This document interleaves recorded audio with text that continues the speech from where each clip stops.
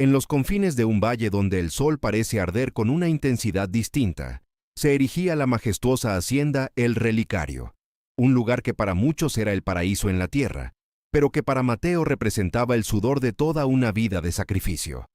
Mateo no era simplemente un empleado, era el alma silenciosa de aquellos campos fértiles, un hombre cuyas manos callosas y piel curtida por el clima contaban la historia de 1000 amaneceres dedicados a la labranza. Poseía esa nobleza innata de quien entiende el lenguaje secreto de la tierra, respetando cada ciclo y cada semilla con una devoción que pocos podían comprender. Sin embargo, en un mundo gobernado por la arrogancia de los poderosos, la lealtad y el trabajo duro a menudo son monedas que no compran justicia. Don Rodrigo, el dueño de El Relicario, era la antítesis de su peón más valioso, un hombre consumido por la soberbia y los vicios ocultos, cuya elegancia exterior solo servía para disfrazar la podredumbre de un carácter forjado en el juego y el desprecio hacia quienes consideraba inferiores. Las deudas de don Rodrigo habían crecido como una maleza imparable, devorando los ahorros de la hacienda y poniéndolo contra la pared ante acreedores despiadados que no aceptaban más excusas. Fue en un momento de desesperación cobarde cuando el patrón decidió que necesitaba un chivo expiatorio para ocultar la venta ilegal de un caballo de pura raza, una joya equina que ya no estaba en las caballerizas, porque su valor había servido para pagar una noche de cartas desafortunada en la ciudad. La acusación cayó sobre Mateo como un rayo en un cielo despejado. Ante la mirada atónita de todos sus compañeros, don Rodrigo reunió a todo el personal en el patio central, bajo la sombra imponente de la casa grande que parecía juzgar la escena. Con una voz cargada de una indignación fabricada, señaló a Mateo como el ladrón que había profanado la confianza de la casa. No hubo oportunidad de defensa, ni rastro de duda en las palabras del patrón. Mateo, firme como un roble antiguo, sostuvo la mirada de su acusador. Pero en aquel escenario, la palabra de un peón no valía más que el polvo que levantaban sus botas gastadas. Don Rodrigo, buscando no solo castigar, sino quebrar la voluntad del hombre más respetado del campo, ordenó que le quitaran sus pertenencias. En un acto de crueldad innecesaria, caminó hacia Mateo y le escupió a los pies, sentenciando que un criminal no merecía ni el calzado que llevaba puesto, ni la paga que había ganado legítimamente. Entre la multitud, oculta tras una de las columnas de la galería, Elena observaba la escena con el corazón destrozado.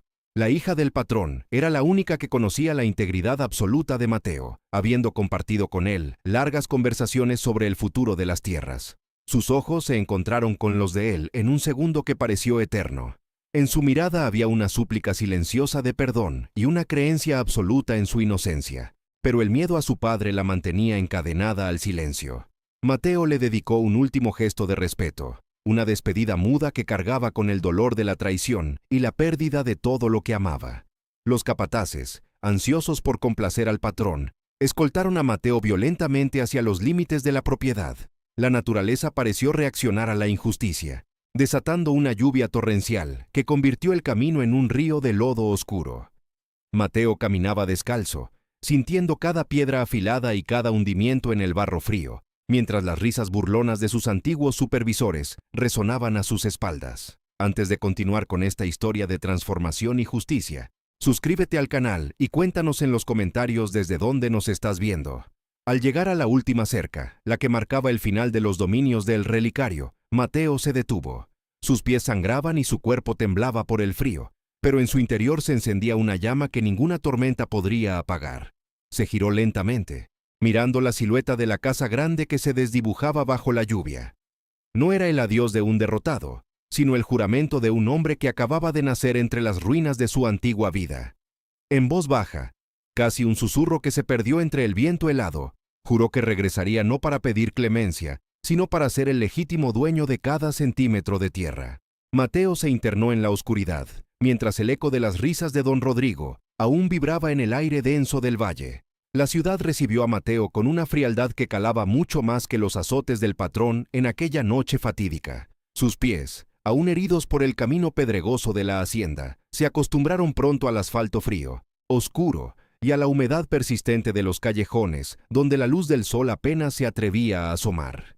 Durante los primeros meses, Mateo fue poco más que una sombra errante entre la multitud ruidosa.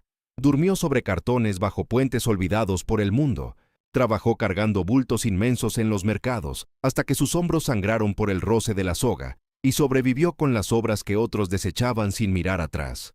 Pero en sus ojos, la llama del juramento seguía viva. No se permitió caer en el vicio ni en la autocompasión. Cada pequeña y valiosa moneda ahorrada tras jornadas extenuantes era un peldaño en la escalera de su regreso. Sabía que la ciudad era un monstruo que devoraba a los débiles, y él se negó a ser vencido por la miseria extrema. Buscando un destino diferente que le permitiera forjar su propio camino, se alejó hacia las regiones montañosas del norte, donde el aire era escaso, pero la tierra prometía tesoros. Allí encontró a un viejo minero solitario atrapado bajo un derrumbe en una excavación clandestina. Mateo arriesgó su vida para liberarlo de las rocas, y durante semanas cuidó del anciano compartiendo su escasa comida. El hombre, cuya piel parecía hecha de roca pura, vio en el joven peón una determinación inquebrantable. En gratitud, el viejo minero le enseñó los secretos de la montaña, cómo leer las piedras y encontrar lo que otros ojos no veían. Bajo su tutela, Mateo aprendió a distinguir el brillo de la pirita de la densidad del oro puro. Juntos trabajaron en vetas abandonadas hasta que un día, tras una detonación controlada, la roca reveló un río amarillo. Era la veta madre, un hallazgo que cambiaría su destino para siempre. Mateo dejó de ser el peón descalzo para convertirse en un próspero empresario minero. La riqueza no lo transformó en un hombre déspota. Aunque ahora vestía trajes de seda y su voz comandaba a cientos de hombres, su mirada conservaba la sabiduría de quien ha conocido el hambre. Mientras tanto, el destino cobraba sus deudas en El Relicario. Don Rodrigo, cegado por la arrogancia, no vio que la prosperidad se marchó con su mejor trabajador. La mala administración y su adicción a las apuestas erosionaron la propiedad. Una sequía persistente agrietó los campos y el ganado murió. Don Rodrigo hipotecó cada rincón de la casa grande, mientras Elena veía con tristeza cómo su padre se hundía en el alcoholismo, perdiendo la dignidad que alguna vez ostentó con soberbia ante todos los humildes campesinos. Mateo nunca perdió de vista su objetivo final. Contrató informantes que le enviaban reportes sobre la ruina de su antiguo verdugo. Sabía que el banco ejecutaría el embargo y que don Rodrigo buscaba préstamos desesperados. Entonces, Mateo puso en marcha su plan. A través de un bufete de abogados y una empresa fachada, presentó una oferta de compra anónima. La cifra era generosa para saldar deudas, pero implicaba la pérdida absoluta del legado familiar. El patrón, acorralado, aceptó el trato sin sospechar que entregaba su reino al hombre que una vez expulsó con desprecio bajo la lluvia torrencial. El día de la transferencia, un convoy de camionetas negras de lujo avanzó por el camino polvoriento hacia la entrada principal de la finca. El sol proyectaba sombras largas sobre el terreno agrietado. El polvo levantado por los neumáticos formaba una cortina densa que ocultaba el horizonte, creando una atmósfera de misterio absoluto. Los pocos peones restantes observaron aquellos vehículos que parecían heraldos de un nuevo tiempo. Don Rodrigo esperaba en el porche, tratando de enderezar su espalda encorvada, sin sospechar que aquel polvo denso que ensuciaba sus botas gastadas era el presagio de un encuentro que cambiaría su existencia para siempre, marcando el inicio de un ajuste de cuentas que la tierra misma había estado esperando durante años de injusticia y silencio sepulcral ante el paso del tiempo inexorable. Don Rodrigo permanecía de pie en el porche de la casa grande, una estructura que ahora parecía un triste esqueleto de lo que alguna vez fue un palacio de opulencia. El alcohol y las noches de insomnio habían dejado huellas profundas en su rostro, surcos de amargura que ni su legendario orgullo podía ocultar. Cuando el motor de la camioneta se apagó, el silencio que descendió sobre la propiedad fue absoluto, roto únicamente por el crujido de la puerta del vehículo. Mateo descendió con una elegancia que emanaba un poder natural. Su traje oscuro contrastaba violentamente con la decadencia de las paredes descascaradas y los campos amarillentos. Don Rodrigo entornó los ojos cansados, tratando de identificar al millonario que venía a rescatarlo de sus deudas, pero el porte gélido de aquel hombre le resultaba inquietante, aunque extrañamente familiar en su memoria nublada por el tiempo. Es un lugar con potencial, aunque descuidado por manos incapaces, comenzó diciendo Mateo, su voz profunda resonando con una autoridad que hizo que el antiguo patrón diera un paso atrás por instinto. Rodrigo, forzando una sonrisa servil, extendió una mano temblorosa que Mateo ignoró deliberadamente, dejando el gesto en el aire como un insulto silencioso. El nuevo dueño empezó a caminar por el porche, haciendo crujir las maderas viejas, mientras citaba palabra por palabra las mismas frases que Rodrigo le había gritado años atrás.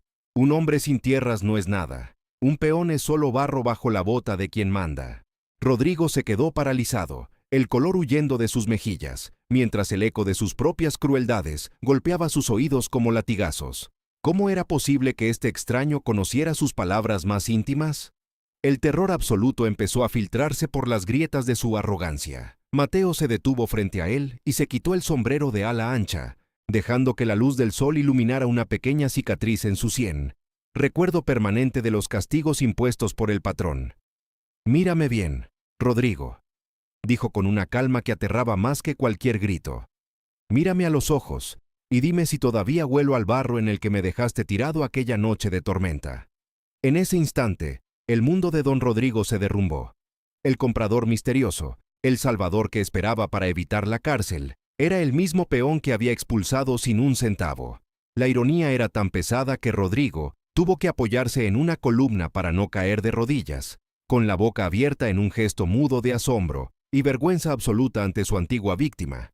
Mateo no esperó una respuesta. Sacó el contrato de compraventa firmado por Rodrigo días antes. «Desde este momento, cada piedra y cada gota de agua del relicario me pertenecen por ley», sentenció.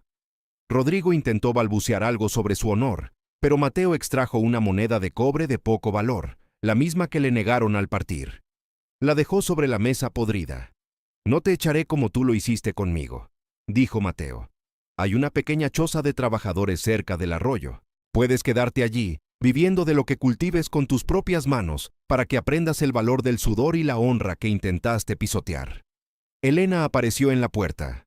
Su rostro se iluminó al reconocer a Mateo. Él se acercó, tomándole las manos con ternura, prometiendo que la hacienda volvería a florecer bajo la justicia. Elena, con lágrimas de alivio, comprendió que su fe en la integridad de Mateo nunca estuvo equivocada. Mateo comenzó la restauración, tratando a todos con dignidad. Al finalizar aquel primer día, subió a la colina para contemplar el atardecer. El cielo se tiñó de violeta y oro. Acarició la tierra fértil, sintiendo su pertenencia. La vida había dado un giro completo, demostrando que la verdadera riqueza reside en la honra. Mateo respiró profundamente el aire puro, sabiendo que el niño que caminó bajo la lluvia regresó finalmente a su casa como el dueño legítimo de su destino.